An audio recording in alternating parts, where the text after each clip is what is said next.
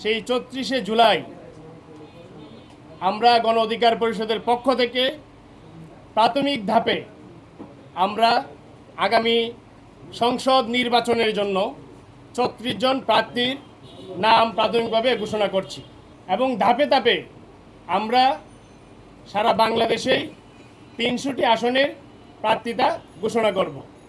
প্রিয় সাংবাদিকবৃন্দ, জনাব নুরুল হক নূর, সভাপতি, গণ অধিকার পরিষদ, সংসদীয় আসন ১১৩, পটুয়াখালী ৩, গলাচিপা ১০ মিনা।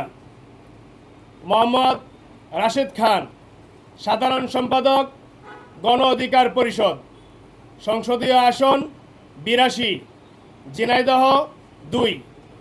জনাব ফারুক হাসান, সহসভাপতি, গণ অধিকার পরিষদ, সংসদীয় আসন ৪, ঠাকুরগাঁ ২।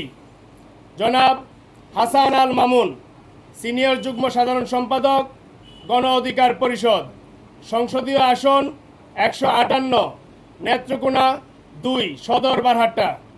জনাব আবু হানিফ, সংসদীয় আসন ১৬২, কিশোরগঞ্জ ১, নির্বাচনী এলাকা সদর হোসেনপুর।